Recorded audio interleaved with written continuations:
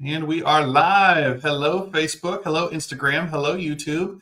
Cassie's waving at you. We got an amazing guest. Say hello, Cassie. Hi. So, yes, as you can see, Cassie Webb, broker owner, down. Well, I won't steal your thunder, but we're going to have you do a formal intro here in just a minute. But Cassie is one of our exclusive broker partners. We've known each other and been running together for several years now, and I can't wait for today. She's an amazing leader, has tons of wisdom. And so I've got some good questions prepped for her. And I have no idea. She's probably got some good questions for me too. But hang on. We're going to get our social medias going here.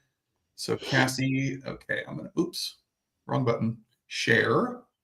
I am live with Cassie Webb. Share now. All right, so it's posting. So Cassie, if here in just a minute, if you refresh my page, you should see it and be able to share it onto yours. Got it. All right.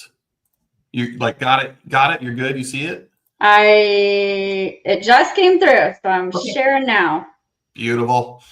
Awesome. Well, first of all, as we kill another 20 seconds or so here, appreciate all of you joining us live. We see you. We honor you. Please engage with us because we can always see your comments and even pull them up onto the screen as we go through here. And if you're watching the replay, we honor you and see you as well. Thank you so much. And so as we get started here, what the heck is the Broker Showdown? Well, if you have been tuning in, this is round 12 of the Broker Showdown. And it's really meant to feature and highlight amazing leaders who are making things happen out there, broker owners in the real estate world, Cassie Webb being no exception to that. And it's just a fun, kind of edgy, podcasty sort of thing where the rules are, I have 3 questions. She has 3 questions, and we just go toe-to-toe, round for round, and yet neither of us know what the other person's going to ask, which makes it fun, exciting, and on the fly. So without further ado, Cassie, if you would, give us a brief intro about you, where are you, and all the hats you wear as broker owner. Go ahead. Yes, so I am Cassie Webb. I am the broker owner of Elevate Realty and Next Step Property Management on the Mississippi Gulf Coast. So I'm right at the very bottom of the state of Mississippi. And between real estate and property management, I've been in the industry over 21 years. I've been licensed since 2006. And I've been a broker owner for 2 years now, I believe. And happy to partner with the locker room as well, which is I love. So. Absolutely. All right. Very good. And if this is our first time hanging out, my name is Jake Dixon. You can see it right there. Founder, CEO of the Locker Room Real Estate Coaching and Training Company. And that's where we really specialize in working with broker owners like Cassie on all things related to growth, meaning recruiting, retention, productivity, and profitability. We've been doing this for, circa August 2016. So knocking on the doorstep here of what would that be? Help me, 9 years, I guess it would be, right? Woof, geez. And we've served over 40,000 agents, hundreds and hundreds of different brokerages and brands and leaders. And yet every day is a challenge and we love it. We're here for it and our hearts really bleed just servant-driven leadership here. I'm also co-founder with my business partner, Kit. Shout out to Kit on the Locker Room Leadership and Coaching Academy, which is an ICF accredited institution. So folks can go through that who are serious about coaching and consulting and get their ICF certification. So that's my story and I'm sticking to it. And we're ready to dive in if you are, Cassie. Uh-oh, her device is disconnected. Where'd Cassie go? Well, I can sing, I can dance, I can kill time here. We just had her. I think her, looks like her video disconnected or something. Bear with us, guys. Live TV, this is what you get when it's live television. You got to adapt to the time. So give us a second here. We'll see if we can get her. Oh, hang on. This has literally never happened. Message or fixing it now. You got it, Cassie. So how about this? If you're watching me or the replay or live, let me know. What are you most excited about for the rest of the year?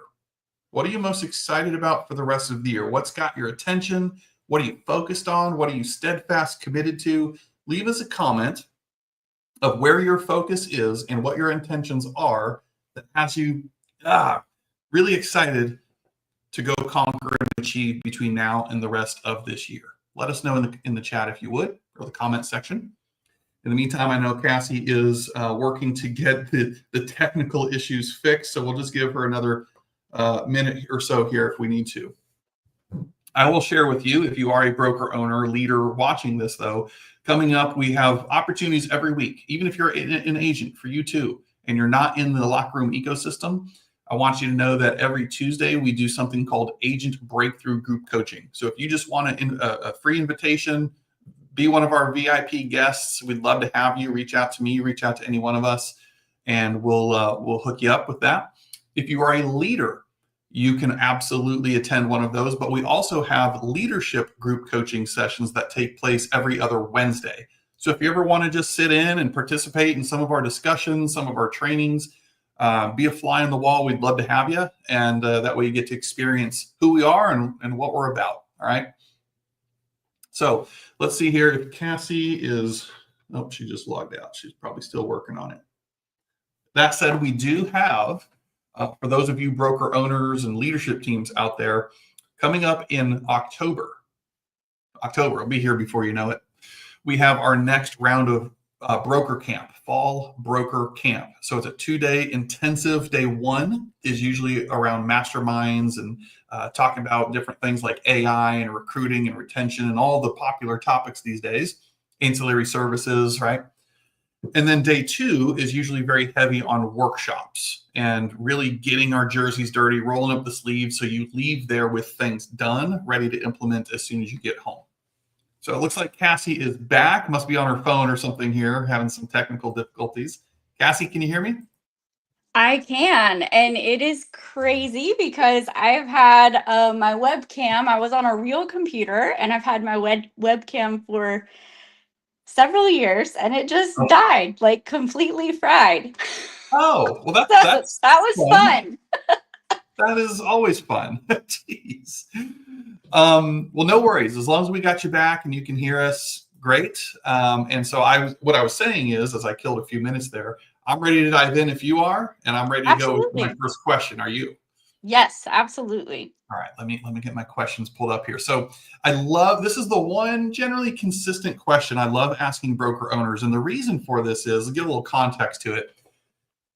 It was last year, actually, about this time, that I went on a mission. In 90 days, I interviewed 100 broker owners, just asking some general questions. One of those questions was around value propositions. And it was baffling to me because out of most of the answers I got, people resorted to the superficial things like, well, of course, it's our compensation plan with caps and splits and fees and whatever they want to share these days, you know? And I'm like, well, that's great, but is that really unique? I'm asking, what is your unique value proposition? Because I could go start a brokerage tomorrow, copy all of that, get the same CRM you're offering your agents. It's not really a unique value proposition. So Cassie, here's my question finally.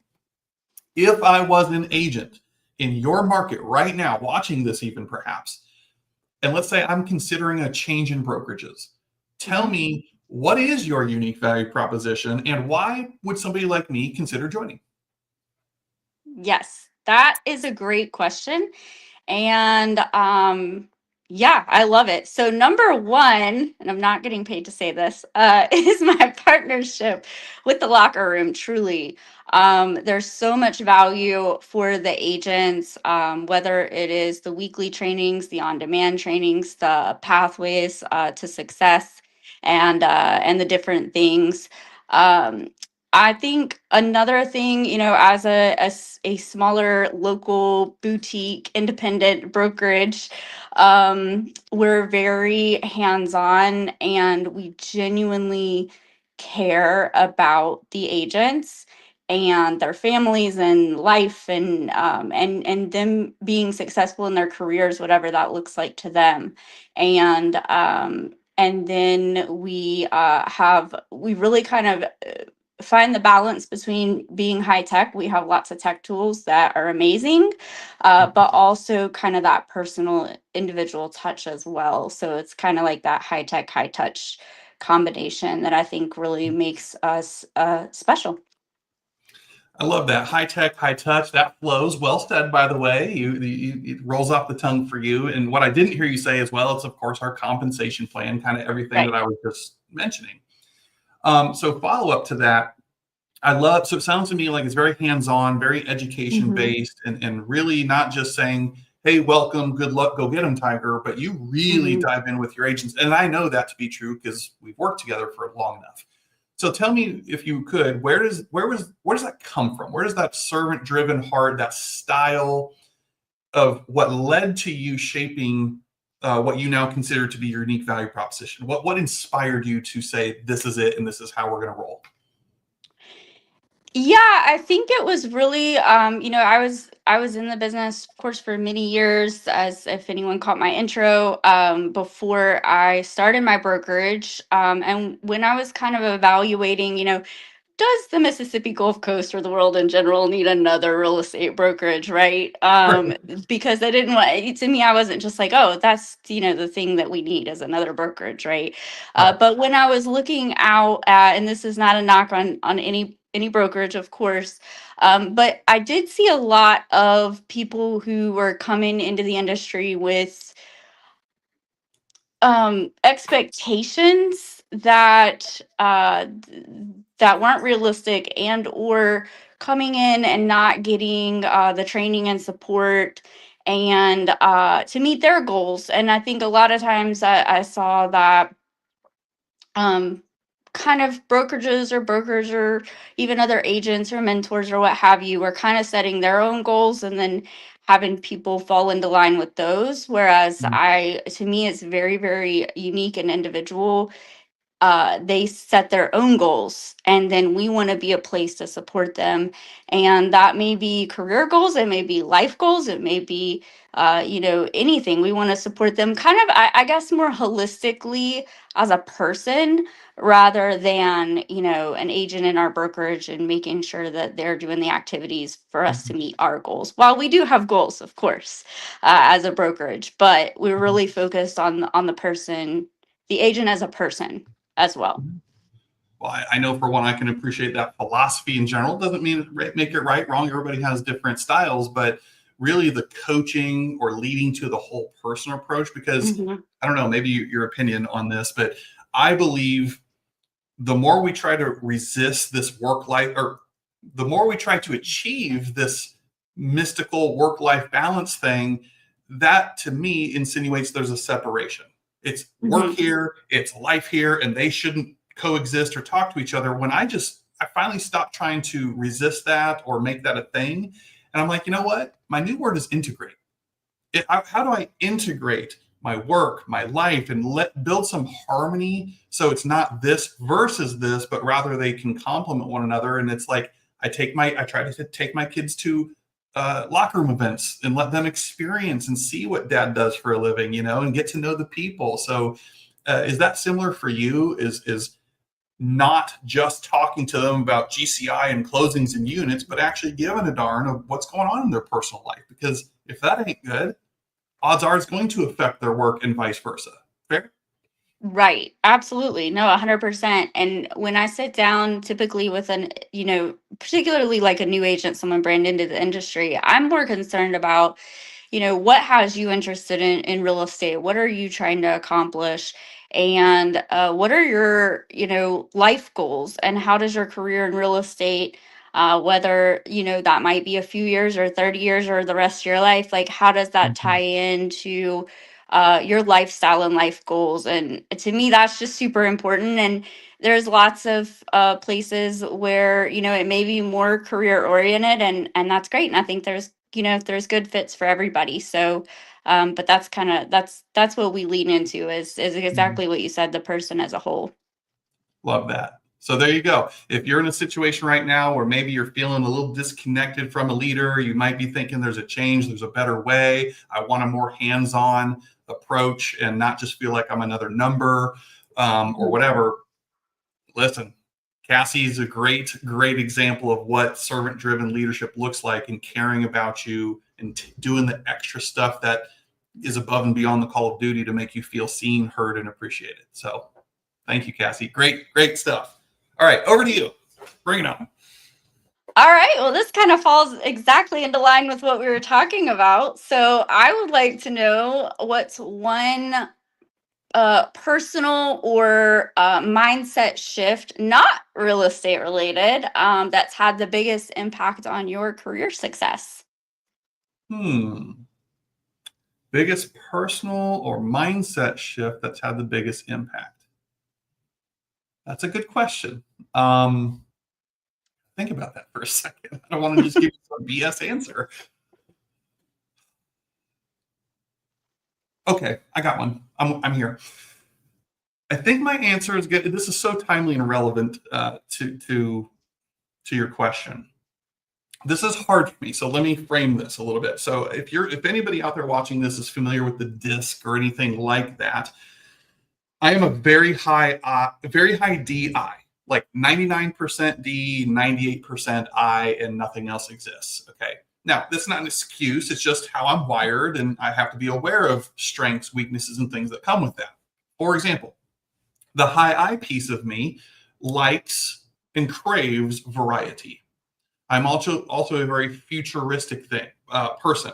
My number one result on the Strengths Finder assessment is futuristic. So I like to live in the future. That's where I get energy of the possibilities and exploring what could be, like a visionary, coupled with the fact that I crave variety. So one of my blessings and curses almost is that I have a tendency to tinker. I like to change. And what I have learned, the paradigm shift to your question is, as a leader, a business owner, sometimes this constant change and, ooh, here's a new idea, let's go here, and back and forth can be very disruptive. It can leave a wake behind me where people are just paddling, trying to keep up, and all of a sudden I change something again, or I go in this direction to build something again. And so where I'm going with this is the shift is success, whatever that's defined as by the individual. I am learning that it is oftentimes repetitious. It's oftentimes boring, mundane. I don't always need to chase the new, the shiny, the sexy, the interesting. In fact, what I'm learning is that when it's boring, and I say that please don't misunderstand what I'm saying. I love everything we do. But the point is, when it's just steady and it's kind of quiet, it's just consistent, it's just doing its thing, leave it alone. That means it's working. Stop jacking with it and just let the business, the people do what it is, right? And I have struggled with that because I like new, I like exciting, and yet the sign of a business that's functioning properly generally can show up as it's just operating. It's just smooth. Doesn't need anything right now. So does that answer your question, or hopefully? Yeah, absolutely. No, I love it. I know why we get along so well now as well, because I have a very similar personality and very similar struggles. So I think boring, maybe monotonous is a good word too, for like, yeah, same thing. But that's where, consistency and all that good stuff comes into place. So the struggle is real. So, there's nothing wrong necessarily. Like when a business is humming along, it's doing its thing, it's not always exciting and changing every day. I'm also actively learning that if I want to scratch that itch for variety, to do it somewhere else. Go build something else if it's responsible and leverage and all those things are obviously in place, but don't mess with the goose. Just let that thing be. And then if you absolutely must, go tinker or do something different over here to scratch the itch. Right. Absolutely. Yeah. Good question. Thank you. That got me going here. That's a good first question. All right. My next one for you. Are you ready? Yes. Okay.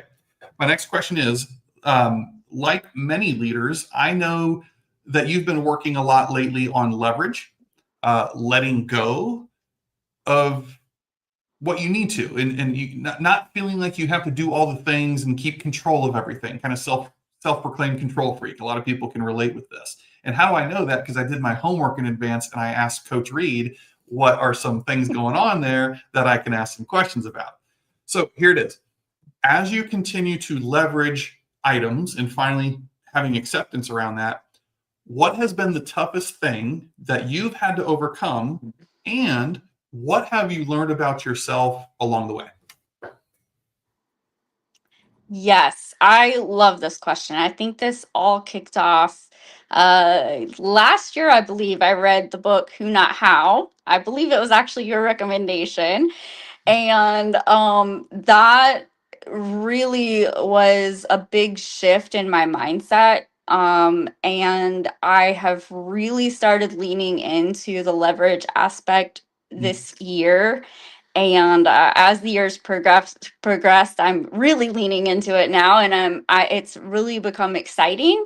The challenging part was learning. I think we all have this. To some degree, if you want it done right, you got to do it yourself, kind of mentality. And so that is something like letting go. I take a lot of pride in my work and my business is and just how my clients and agents and vendors are treated and handled. And so I really struggled to trust other people with those aspects. And were they going to treat people the way that I treat people, that I want people to be treated. And so I what I've really learned is that by trying to maintain complete control, what I was doing was not operating in my own strength zones and taking opportunities away from others that is in their strength zones.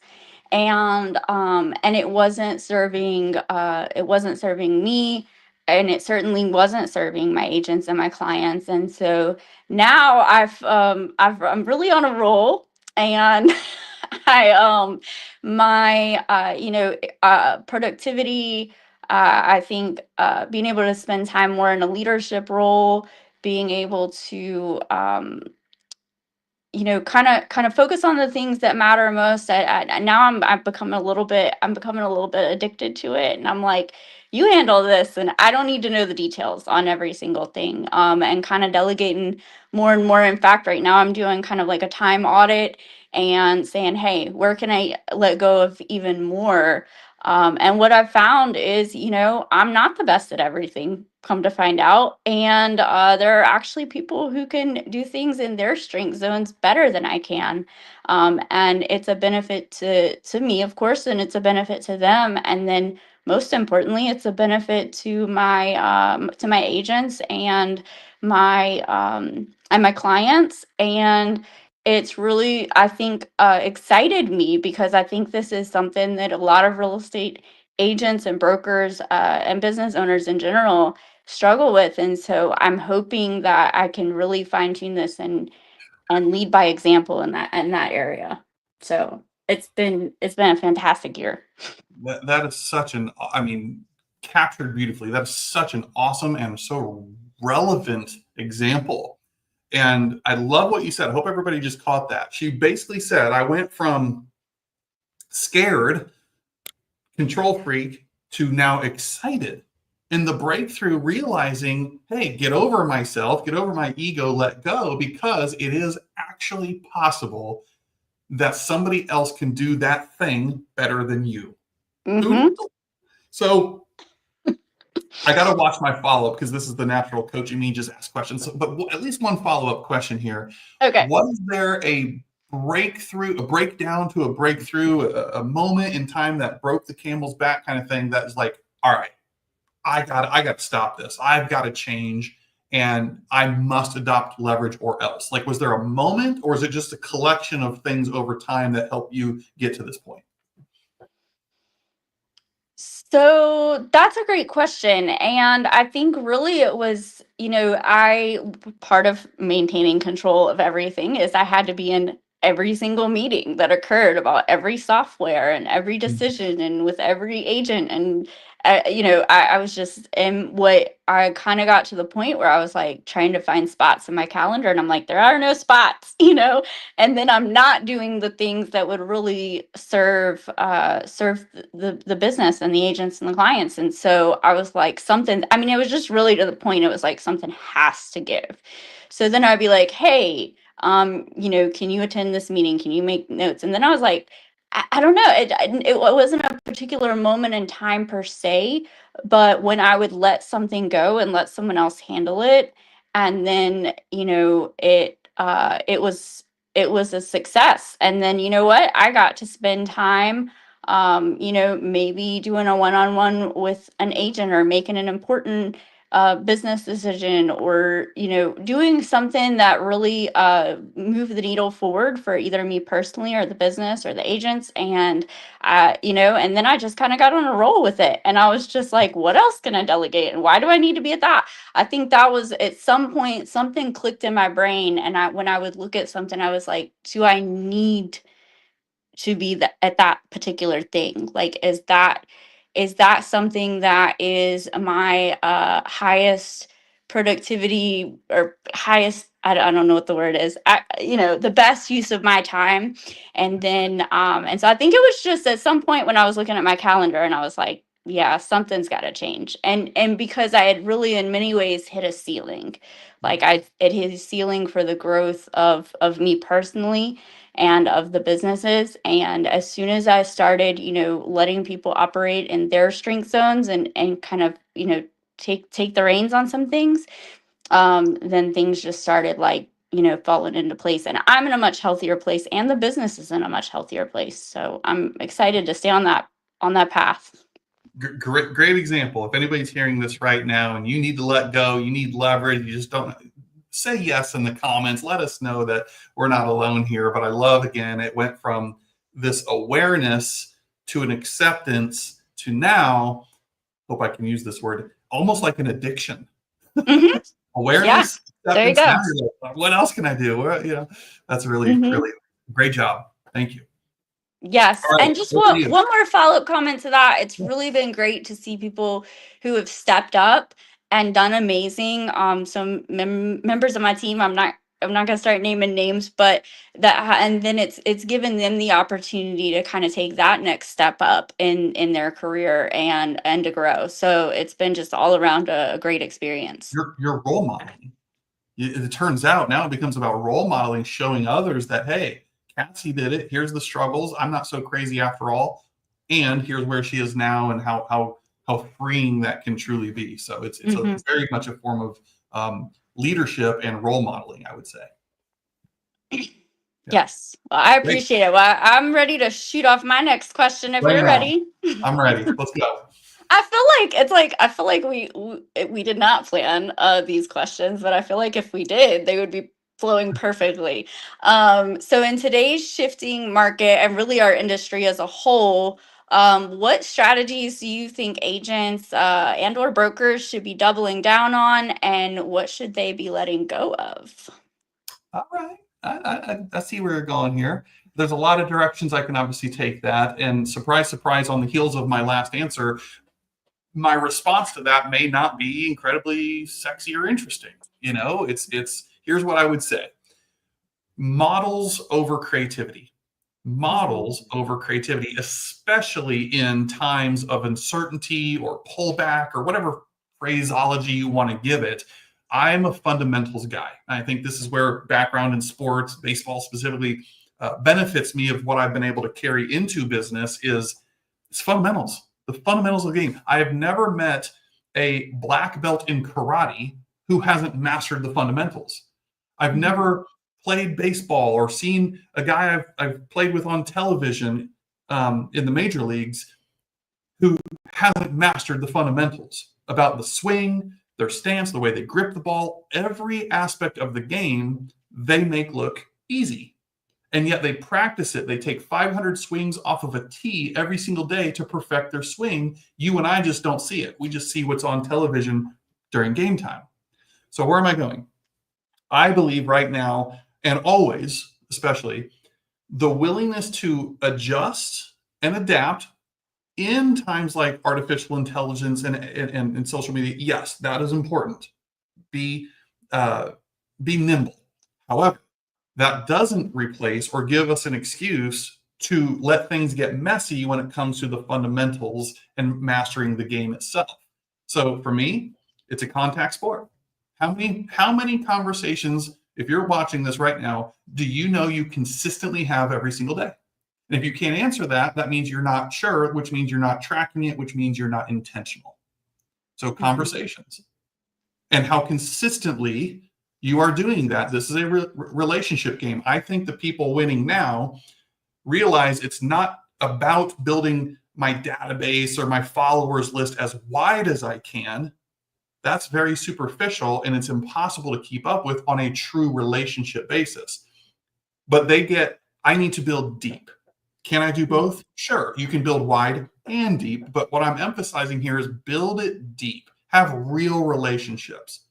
Actually know what's going on in their lives and position yourself as a part of their everyday life, not just that realtor person over here every 7 to 9 years when they might actually need you. So the people that are winning, they're consistent, they're building deep relationships, they're using times like this to really refine and master their skill sets. They're not resisting script and role play and doing some of that stuff behind the scenes. They're leaning into it rather than leaning away from it.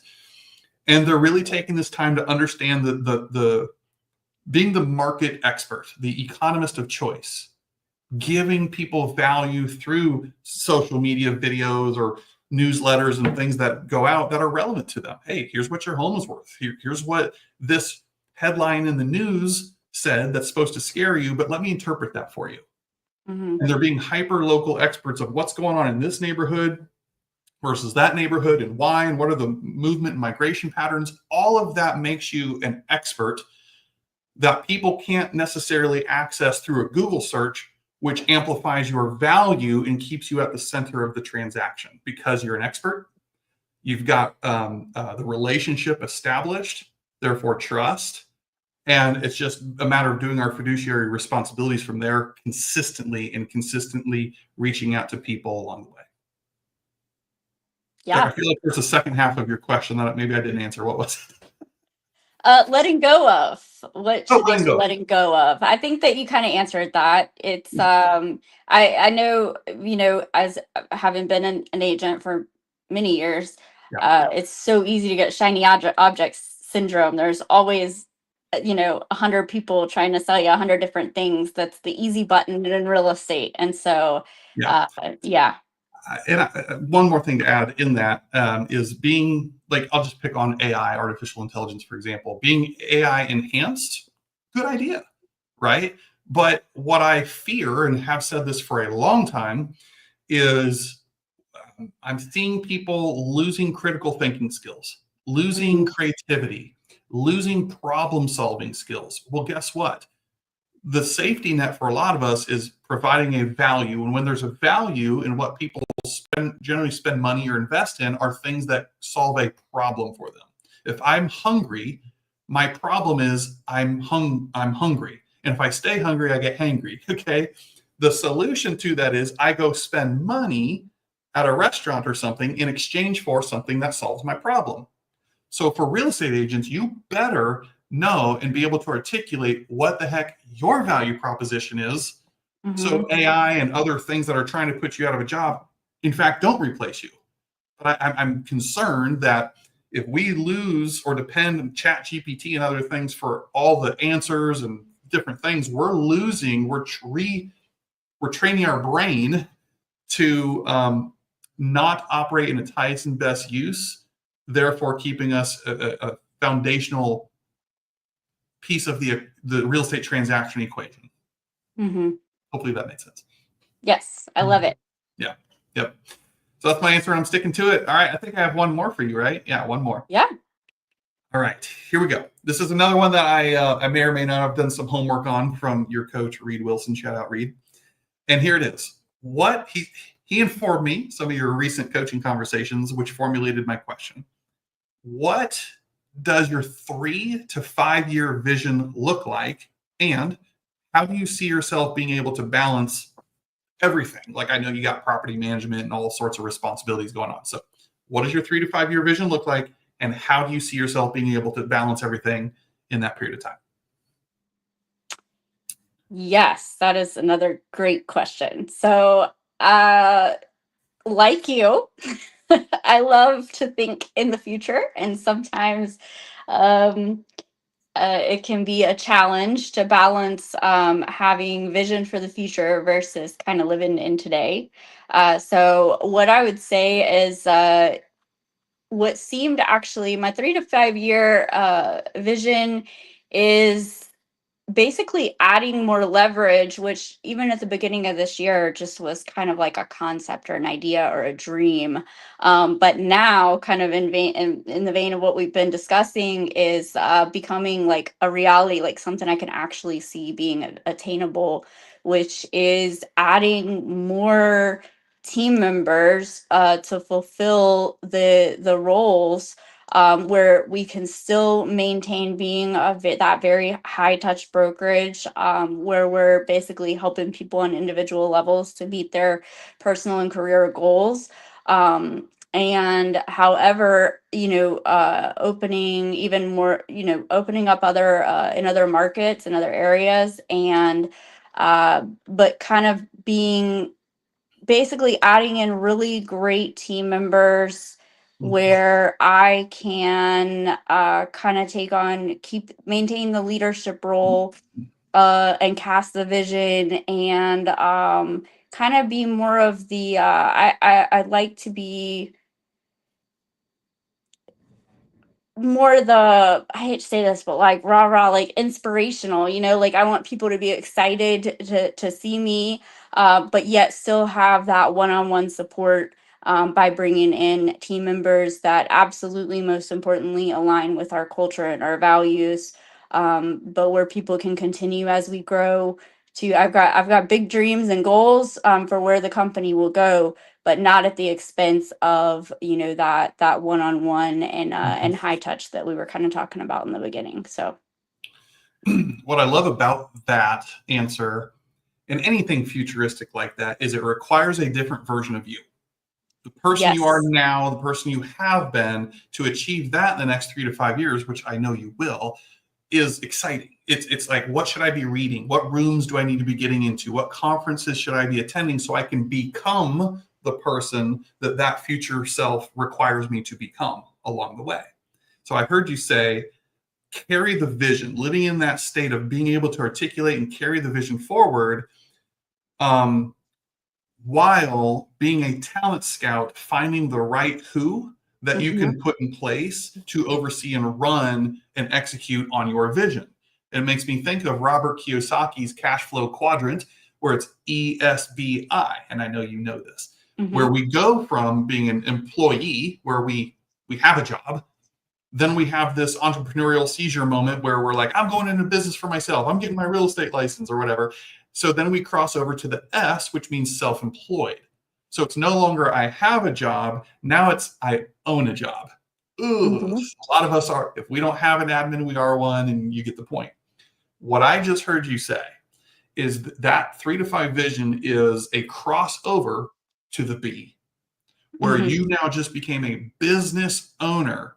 Business owners don't own a job anymore. Business owners own and create systems, and other people can execute those systems to carry the vision forward. That is an incredibly exciting journey, and I'm excited to see what comes of that. Any other comments from you on anything I said? Go ahead. No, I think you took what I said and articulated it much better. So I No, appreciate it. this is what I do. I internalize, and then I have to like repeat back what I think I heard to make sure, just that's what I do. But really, really cool. And you're working with a great coach with Reed at the Locker Room, to help be alongside you in that journey and make sure the ducks are aligned and the right who and responsibilities are in place. So you go. Yes, absolutely. Awesome. All right. Well, I have one more question for you. Bring All it. right. So, Can you share a moment or maybe a time period where you really kind of felt like giving up? And if so, because I'm sure we've all been there, what pulled you through that time? That is a phenomenal question. So ask it one more time. A time where I felt like giving up, basically, and I didn't, right? Yes, absolutely. A moment, or if not a moment, maybe a specific time period when maybe you were just like, Yeah. why am I doing this? Yeah. And you maybe Yeah. felt like giving up, but then what kind of, obviously you're still here and successful and thriving. So what kind of got you through those hard times where you maybe felt like giving it up? Fantastic question. That to me is like a defining moment question. And Yes. if we had more time, frankly, full vulnerability and transparency here, I have several, as you might imagine, that I can think of right now. Uh, yeah, several. Um, I'll go here. Probably one of the first, if not the first, real true test, and I've had multiple since then. I got to be careful. Maybe not. I don't know. I'm going to go back to circa 2015, 2016, 2017, when Locker Room was doing its thing. At the time, I was doing it within a very, very large real estate company that, you know, they have and still do their own internal coaching business within the ecosystem of this umbrella. And so I knew when I had this vision hit me of the Locker Room, creating an expansion platform for coaches and yada yada at the time, that if I actually could pull this thing off, it would have to be done threading a very, very fine needle, only because of some, I don't know how else to say this, political headwinds. Mm-hmm. Politics are alive and well in a lot of companies, right? And so I knew that if I could do this and do it quickly, I only had a short period of time that, from their perspective, it would be too late. I was too influential, in other words. If I could get 3 clients, they could put me out of business. No harm, no foul. But if I could get to 100 or more as quick as possible, I'm not so easy to brush away. And so I was playing chess while some were playing checkers. I always felt like I was a moment ahead until things came to not a halt, but a very stressful period of time for me, my wife, my kid, my family. And I won't get into too much detail, but let's just say that I got called to the principal's office. I was getting accused of certain things that were not true. I knew from sources I was being featured and talked about on certain calls at the corporate levels and stuff. Like, clearly I was apparently a threat when really I wasn't a threat at all. I was just doing what I felt compelled to do. Why am I sharing all this? It's because that was the first moment that I started to question, is this worth it?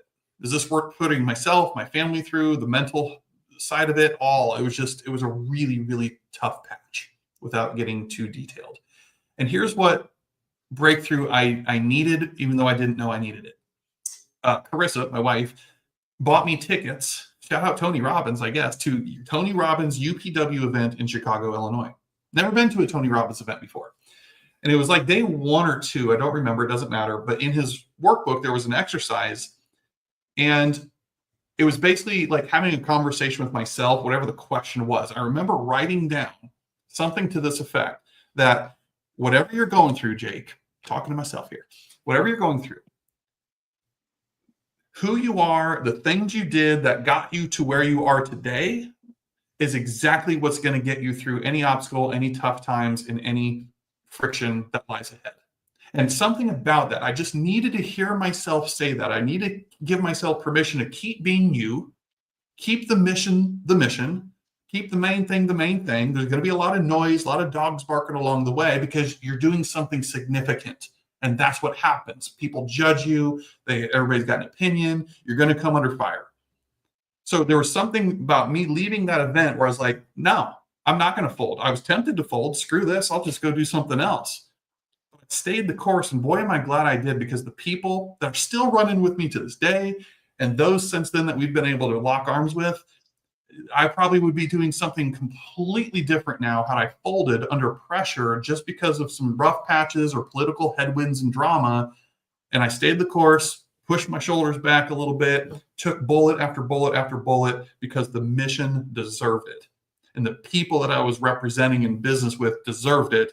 And I figure, why not? I'll be the guy to take all that on. I got broad shoulders. I'm 6'6". Let's go. And here we are, better off, loving what we do still, and still serving the original mission.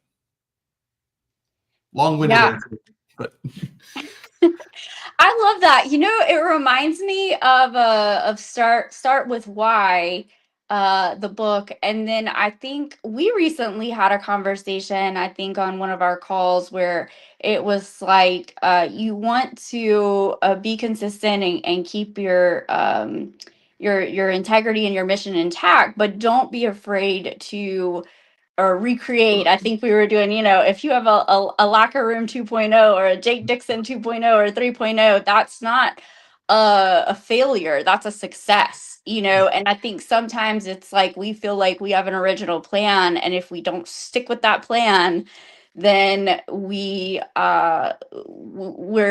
had a bad plan or it was a failure. But I think what I hear you saying is sometimes we have to shift and sometimes we have to do a complete pivot. And we're as long as we stick with our why and our mission, and if that means it doesn't look like what we thought it would look like, sometimes that can be the best success. You nailed it. I couldn't have said it better. Yes, if the why, the purpose, the deep-seated belief doesn't change, the goal shouldn't change. How I get there, yeah, that'll probably change. And I think part of what you're referencing is, yes, we have this image from a resource that says something like, basically, you're normal, you're not crazy, because any business to go from where you are today to get to where you desire to be is likely going to go through a minimum of 5 reinventions. And then it continues to say the failure to recognize and accept that is truth, that is going to happen. You're going to go through at least 5 different reinventions along the way. The failure to embrace that is what leads to most businesses failing. And that was like, all right, I'm not a bad leader. I'm not a bad visionary. I'm not crazy. I'm not alone. I'm actually where I'm supposed to be. It's just that nobody sees this part. It's what happens behind the scenes that we probably don't post on social media. It's the sleepless nights. It's the long weekends. It's the rip my hair out and going through some funk that nobody will ever see. They just see what shows up in front of them. Just like the Olympics. I don't see what the swimmers and sprinters and all that are doing right now. No, I just get to see them on TV every 4 years. But the blood, the sweat, the tear, the sacrifices, that's what makes them a champion. Yes, I love it. And so many business owners, you know, even Ray Kroc with McDonald's and different ones. And it's like, if you haven't researched their backstory, it's like you don't hear about all the things that I think, the Colonel Sanders, KFC, all the things, like so many things, right? That if you research, you're like, dang, they like quote unquote failed as they were figuring out how to accomplish that mission that was in their hearts, but they had to, you know, go through some trial and errors, and now we have, you know, the light bulb and stuff. So no, perfect, man. This has been so good, and your answers and wisdom shared, I'm beyond grateful for. And if you guys are loving this, let us know. Let Cassie know what you're getting from it. We always appreciate that. So I never prep anybody for this, but I actually have a bonus question because this is my show and I'm allowed. So before we close out and all of that, I want to wrap up with asking you this. What is one piece of advice that you have been given that you might want to pass along and share with our audience today?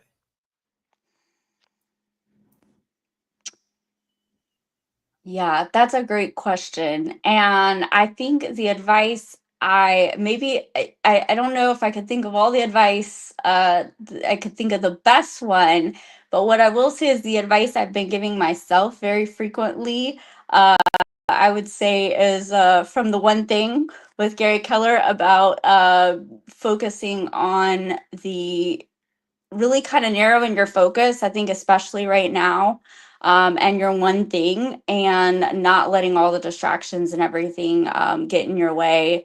And I think that's the thing that I've been focusing on. And I think right now that's what's going to serve really a lot of business owners. As I mean, it's not just our industry, of course, is going through a lot of transitions, but really just business and the world in general right now. So I think really narrowing your focus and focusing on your next one thing, I think is the number one advice I could give anyone right now. Great advice. Great advice. And what a great business book for anybody, regardless of what brokerage or even industry you're in. Really, really great advice. Yep. It's kind of like the less is more sort of concept. Just zero in, focus, prioritize, get to work. Absolutely. Cassie, you are amazing. You already know that, but I'm going to say it anyways. I'm so appreciative of you. So grateful. I think this was absolutely incredible. Can't wait to watch the replay and make it available to people that might have missed this. If to close this out, if I'm an agent, maybe even a fellow broker, just want to meet with you, explore things, whatever, how should I go about getting in touch with you leaving here today? Oh, that's a great question. And yeah, always happy to connect with anyone, really, regardless. And yeah, you can find me on Google and all the social platforms. If you reach out to me, I have a 100% return call rate or message rate. So definitely find me on Facebook, LinkedIn. I can drop my email and my phone number in the comments as well. Perfect. Absolutely awesome. Well, listen, guys, this is a wrap for round 12. Cassie Webb, broker owner, Elevate Realty, rock star, champion of others. And as you heard today, on her own leadership quest, her own leadership journey. And it's as real gets. And I'm excited to see what the future holds for you, especially in that 3 to 5 year vision that you have. So really great stuff today. Any final thoughts before we close? No, this was just super wonderful, and I really appreciated the questions and the answers, and super excited to connect with you and all of our listeners today. You got it. All right, guys. Until next time, Broker Showdown number 12. That's it. We'll see you guys then. Reach out to either one of us if there's anything we can do in the meantime. Thanks again, Cassie. Thank you. Bye. All right. Bye-bye.